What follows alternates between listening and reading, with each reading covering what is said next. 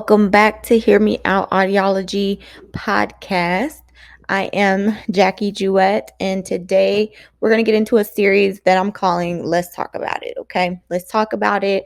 It's one of the things that I want to use as a way for us to kind of tackle those big topics. We're going to start off light today because, I don't want to spook anybody, but let's talk about it. Audiology externships is definitely something that it's coming up. The next round of people are going to start their applications, and you're going to be having to figure out where you want to go for a whole entire year of your life. So I just want to walk through some things with you today so that we can all be very successful in finding our externships.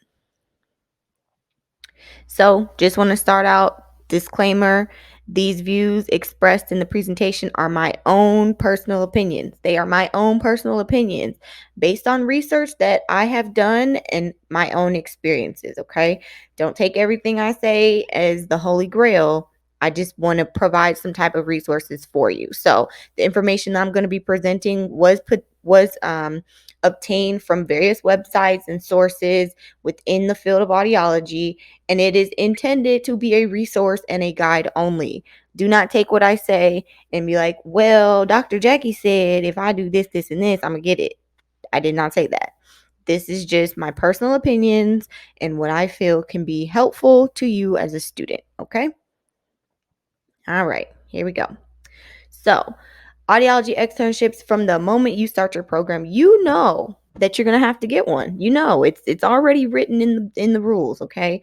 So we know that at the end of our 4 years, we're going to have completed that externship. And so it doesn't matter if you're at a 3-year program, accelerated, or you're at the traditional 4-year program. In that last year, you are expected to go out and work in a setting where you are getting full on clinical work done, right? Yeah, I know. Speaking over my words, y'all, just please ignore me. So it is required because you do have to reach that 18-20 hours of patient contact. Hopefully that number has not changed. That's what I remember it being, 18-20. So if I am incorrect in any way, again, this is just from experience. Don't take everything I say as the Holy Grail. Okay. So keep in mind that you will have to spend at least 1 year living and working wherever your externship is. So to ensure that it is going to align with your goals in life, you really want to make sure that this is going to be where you want to be for a whole year. Okay. So the questions you may be asking is, where can I find this externship? And you might be in your first year, like thinking like, oh my God, externship is going to be so daunting. Please, I want this to be something that is useful for you, helpful, and that you find as a good resource to kind of guide you. But at the end of the day, you're going to end up making your own decisions, right? And things can change every single day. Things can change every year. And then I'm going to point out some things that have changed from when I was applying to externship to now, seeing how they're doing things. And so where we can find it, we're going to start out there. Just let's talk about it. Okay. So again, our field is making progress in trying to streamline this process because there are a lot of different places that you can find an externship, whether that be, somewhere that you've done a clinical rotation at that takes on externs, but you were just there as like a student while you were still in your coursework.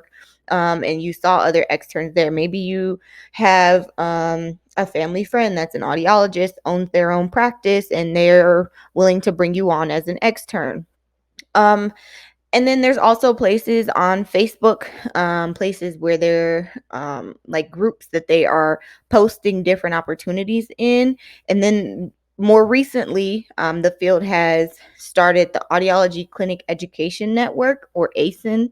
I don't exactly know when it officially started, but I know that when I was applying, it was kind of in the first stages of it, and now they have a website, so we're moving in the right direction. So that's exciting to see. So the Audiology Clinic Education Network, or ACEN, I'm going to touch a little bit more on that one, and then kind of walk through their steps, because they're kind of trying to streamline it, as in like when you hear about like match day, when physicians are going into their residencies, they're kind of trying to mirror it. And from what I am viewing, which I like because I like to have hard deadlines. Like I want to know when things are going to happen, how they're going to happen, and when I need to start planning to do things. And so there's the ACEN. There's also Here Careers. So that is where places, even jobs are posted on that. And so that's through AAA. The American Academy of Audiology has that on their website. It's a great resource as well. Again, as I said, Facebook externship groups, literally you can just search it and there's one that like they can accept you into it, and you can see all of the places that are going to be accepting externs for the upcoming year. And then again, as I said, you could have previous audiology connections that could get you and land you your externship. Okay.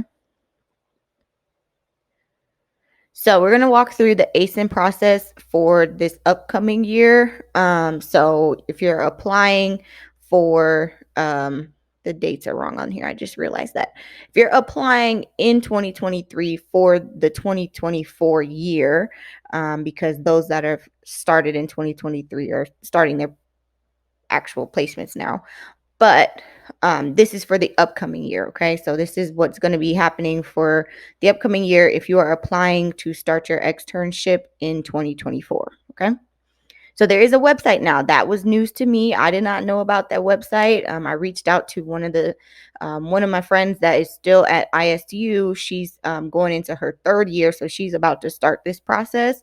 I asked her if we had like a sheet, like a what's it, like a spreadsheet of the places that were a part of this process when I was applying. And so I didn't know that they had a website. So as soon as I asked her, she knew what I was talking about and she just sent me the link. So here's the link. I will definitely put it in the comments so that you can easily access it. But it's for ACEN process only. Okay. So this is not, there's other externships that may not be a part of this process, but you can still apply. The dates and everything may not be the same, but this is so that your process is streamlined. You have, an idea of when things are starting, when you should hear back, when you're, going to need to start moving and all those things. That's the purpose of this, is to kind of streamline everything. Okay. So for this upcoming year, if you are applying this year to go into your externship next year, the application deadline is Friday, September 22nd, 2023. So that is when you need to have figured out who you want to apply with. You need to make sure that you have asked. You should do it now. Start asking for letters of recommendation, and then you want to make sure that you have your resume together. You need to make sure that you can get some unofficial transcripts. Usually, you can download them off of your school's like Blackboard or whatever they call it. You can get that from them, the registrar's office. You can call them and get those. Okay. So we're going to also talk about we're going to talk about it in a little bit of what are some of the materials you should expect to need for your application process. But here's just the timeline. Okay. So deadline, September 22nd. Okay. Then you're going to start hearing back from these places that you've applied to when you can schedule your interview. Okay. So your interview will be based off of however the practice wants to run that. If that's in person, if that's virtual, you got to keep that in mind as well, because if you're applying to places all over the country, they may ask you to come in person. And so if they're asking you to come in person, you're going to need to make sure that, one, you got the funds to fly, two, you have the time to fly because you're still a student, you're still in school, but then also understanding the pressures and the rigors that it could be of flying all across the country. So we'll talk about some other things as well soon.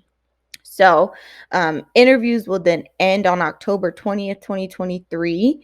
And there you will start to get those offers in. Okay. Now, the change that I saw, and I put a little asterisk up there where the offers are extended.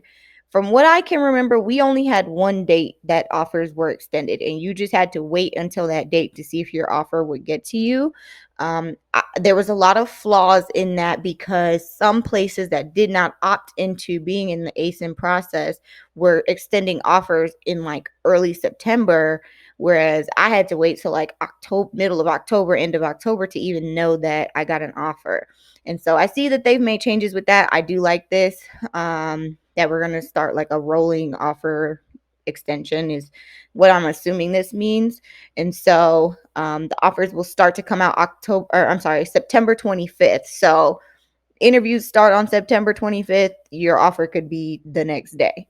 Okay. But there's a caveat, and there's another, and I like this as well because I have heard other people say that, well, I got the offer, so I just took it because my school told me I had to take it. I don't believe in that. I feel like if you have done the work to apply to these places, it is only fair for you to go and then see, do you want to be at these other places? You shouldn't just jump on the first one just because they gave you an offer. You want to make sure that this is something that you want to be. Again, you're going to be here for an entire year. So it may be good that they gave you the offer and woo, that's, a stress off of your back, but I do not believe that you should just take the first offer that is given to you, because just because you apply, that could have been your last choice that offered you an offer first, and now your top choice is waiting until they finish all their interviews, but they were going to offer it to you, and now you missed out on your first option. So I don't believe in taking it as soon as you get it. I like that students cannot be required to respond prior to October 24th at 7 p.m. Eastern Standard Time. So you have an offer that is going to be yours until October 24th at 7 p.m. That gives you wiggle room. Okay. So don't feel like you have to jump on accepting this offer as soon as you get it if you're waiting to hear from other ones. And so I like this because this takes away that anxiety and that pressure. Well, if I tell them that I'm waiting to hear back from other ones, maybe they'll take it away from me. No, students are not required to respond prior to this date. So you have the time to wait for the other offers to come through and see what is going to be most beneficial to you. Okay. So that is the new ACEN process. I like this. I think that we'll see how it goes. I'm sure that there's still going to be more improvements, but I like where this is headed. So now we're going to talk about some of the application materials that you're going to need for your packet. Okay. So every application is going to ask you for some standard stuff, and that standard stuff is pretty much what I listed. Some of them may ask you for more, some may ask you for less. It really just depends on the placement and what they're looking for. But these are some things to kind of start thinking about, especially if you're in your first year and you're just trying to get a head start. These are some things that you need to start kind of keeping in the back of your mind, because any job honestly is going to ask you for some of this stuff. So it's already good to have it started and prepped. Okay. So you're going to need 2 to 3 letters of recommendation. And most of the time, those need to come from clinical audiologists who have supervised you, not just ones that you are, cool with, but if they haven't seen you actually working in the clinic, knowing what you can do, they can speak on what you know. They might be a good recommendation for other things, but maybe not for your externship. Okay.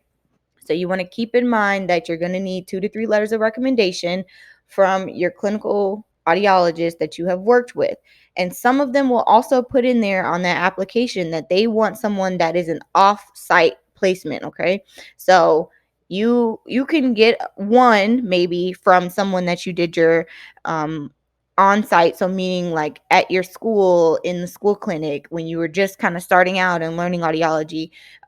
They can write you one of the letters, but I would not rely on them to write you both. And if you do have two, see if you can find a third one that is off campus. Okay. So you want someone that can speak to how you have developed as an audiologist, or becoming an audiologist, and how you have grown and experienced working in a setting that was not kind of confined to a school. Okay. So real world, we want an offsite letter of recommendation. Keep that in mind. Also know that not every how can I say this? Not every preceptor is going to be one that you want to write your letter of recommendation. Make sure you find someone that is going to write you an outstanding recommendation letter, and can speak highly of you. Don't just pick anybody just because you think all of your cohort is going to ask the same person. Start early. Start early, be the first one that asks. But don't just pick someone just because they've seen you, because you want to stand out and you want somebody that can articulate that in a way that is going to convince an externship to bring you on, okay? And then the next thing you want to do is your resume. So you want to highlight the different placements that you've been at, what you've done at those placements, what you have learned in them. I have seen that audiology resumes don't really align with the real world, if that makes sense, because a lot of the things that we need to highlight on our resume are the skills that we have developed, the skills that we have worked on. So some people may say, that they've cultivated relationships within a work environment setting, but we need to say, okay, I'm able to, um, yeah, I'm on the spot. I don't have one right now, but I'm gonna have some in another video. But you want to talk about, the hearing aid manufacturers that you've worked with. Have you seen cochlear implants? Have you done a mapping appointment for a cochlear implant? Have you been able to independently run appointments without a supervisor intervening? Those are some of the things that you want to highlight in your resume. Show that you have developed, because when you first start out, yeah, you cleaned and checked in hearing aid supplies and things of that nature.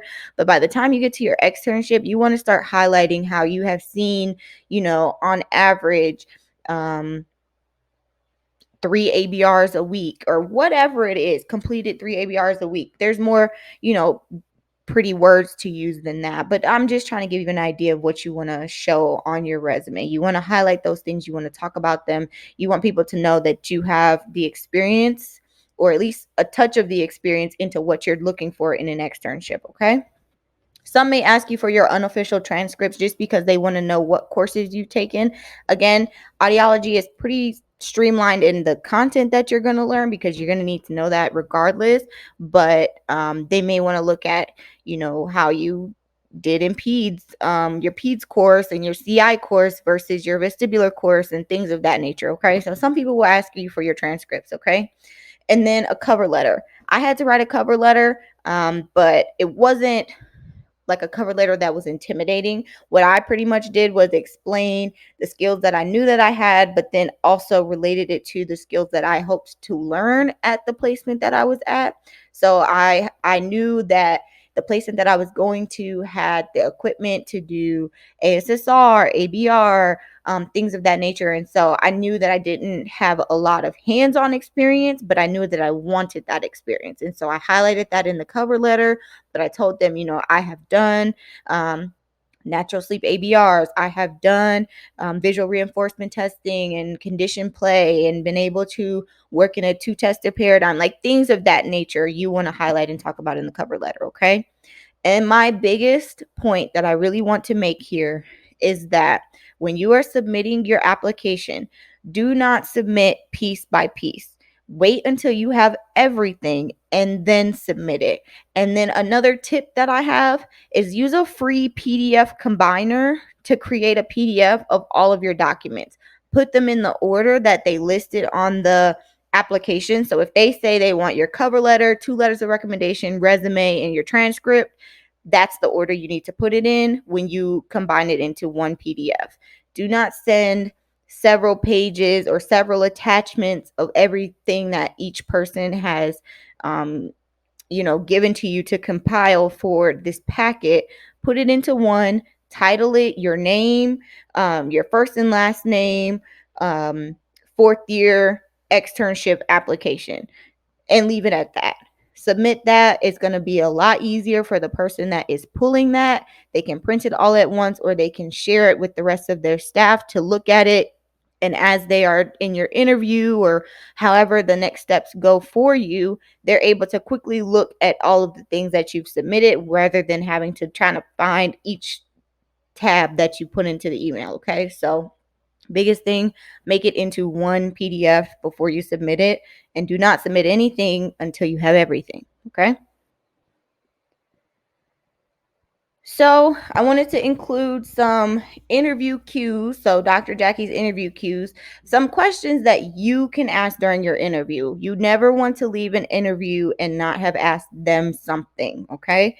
So you can use these, you can modify them, you can make them your own, but these are just some things to think about when you are in an interview getting towards the end or even in the middle, if they say, do you have any questions for us to start out, you can start asking some of these questions. Okay.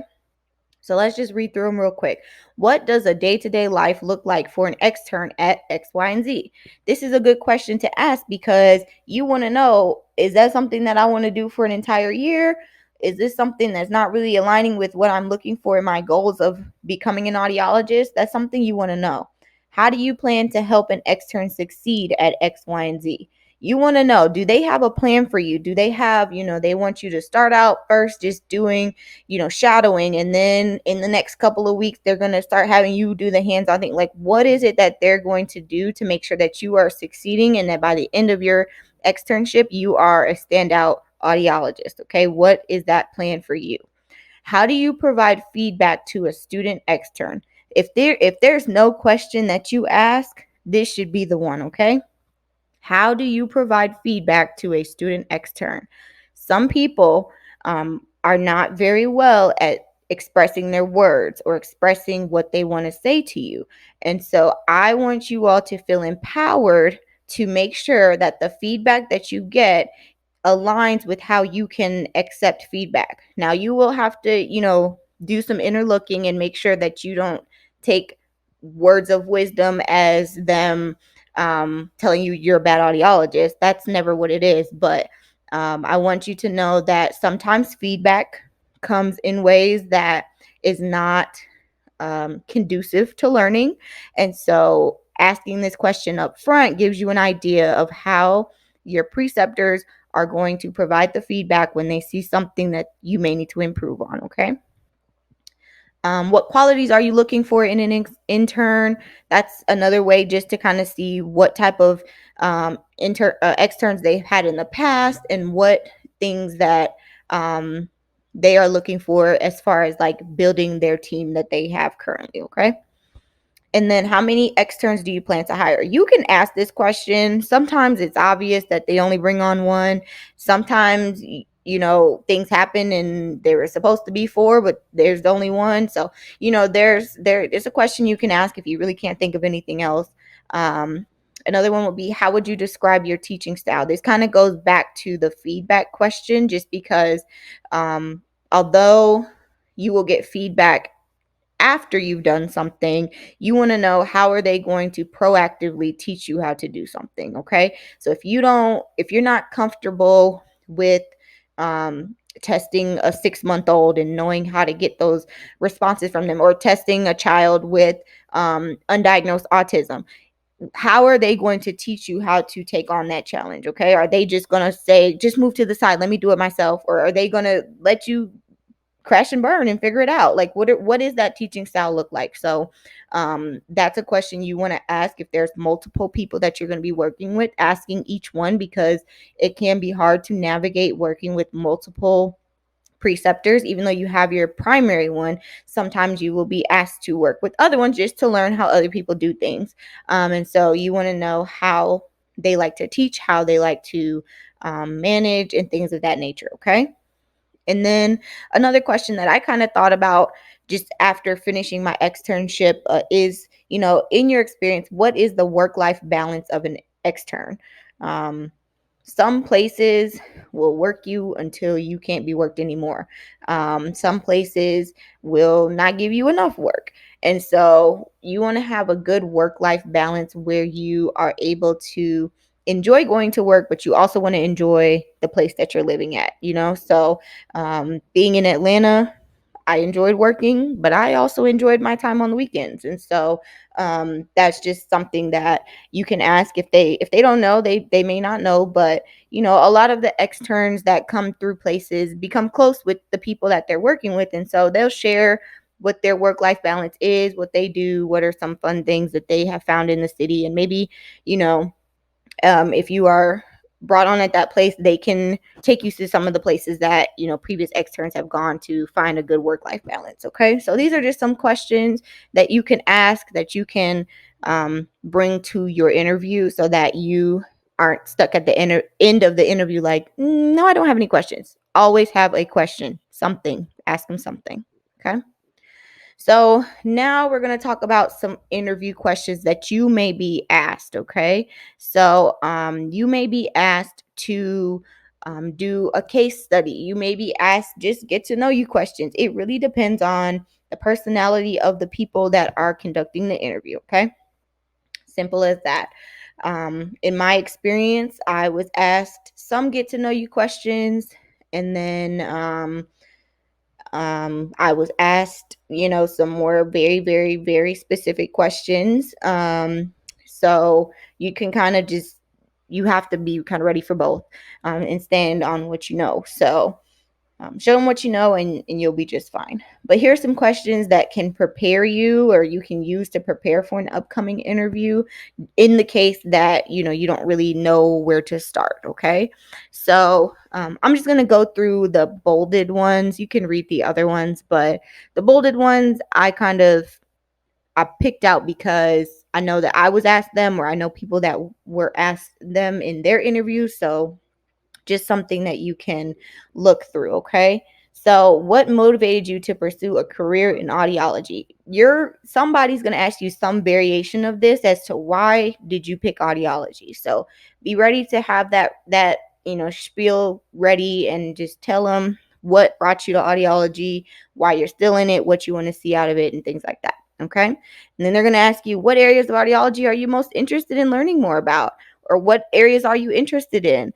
That's going to tell them where your mind is. If you are interviewing with a pediatric ENT and they ask you this question and you start talking about, well, I love working with veterans and older adults, and you're in the wrong place. You're in the wrong place. So, think about these questions before you get to your placement, because then think about it before you even start applying, because this can kind of guide you as to where you want to go and who you want to work with and what populations you want to work with and what you enjoy doing. And so use this as kind of a gauge. Okay, so you can read through these questions. There's a couple more on the other slide I want to also um, highlight. Okay, so this one, again, going back to that constructive feedback, how do you think that you respond to it? How do you handle it? Because some people, they need it, with a lot of fluffing around it, a lot of, but you're really great, but I need you to do this, but you don't forget you're really great. Some people really need that. Some people need it flat, straight out. Like me, tell it to me. It's not going to hurt my feelings. If you didn't like the way I said something, or you didn't like the way I did something, tell me, and then tell me why. Because I'm a person that if you don't like something or you see something I did wrong, I'm gonna need you to tell me what it was wrong, what was wrong with it, and then what you would have done. Because sometimes people will tell you things are wrong, whereas it's not wrong, it's just not what they do. So how do you take constructive feedback? How do you want it? Do you want it fluffed up? Do you want it flat out? Do you want it? How do you want it? That's something that you may be asked. Okay. And then another one, a big one, is what do you hope to gain from this externship? And then how do you plan to use it to further your education and your career aspirations? And so this is going to be a question you want to really think about, because, again, you don't want to be applying for a position at the VA, but you're like, but I really love working with kids, and I just really hope that one day I'll be able to work with kids. You're not going to work with kids at the VA. I'm like, it's just not going to happen. So you need to think about things in that aspect, and then knowing how to answer these questions. So I would implore you to read through them, answer them, have somebody ask you the questions, and then actually say them out loud so that you can hear yourself saying it. Record yourself. If you don't have anybody to ask you the questions, put the questions up on a whiteboard behind you, and then record yourself, and then listen back to it and see what you said. And if it's not really sounding right, maybe you shouldn't be applying there. Okay. That's just, something that, food for thought. Okay. Now, a few things to consider, and we're almost done here. So it's just the last few things that I want you to consider when you're choosing that perfect externship. Okay. So it can be a very stressful process, and there's a lot of things that you need to consider. So think of some of these things before you make your decision, and then hopefully, you'll feel like you made the right one. Okay. So location is going to be the biggest thing. Do you want to be someone who ups and moves from one end of the country to the other end of the country? Is that something that you really want? Is the location that you're moving to somewhere that you want to be in for an extended period of time, or you just want to test it out and see what it's like? So think about that when you're applying places, and knowing yourself is going to be the biggest thing.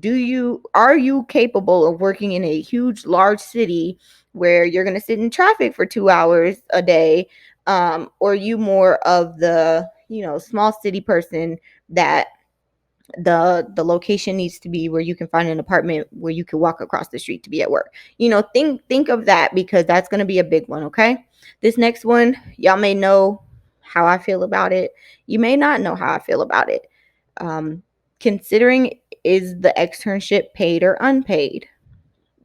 In previous videos, I have said that personally, I will never work for free. Experience is not going to pay the bills.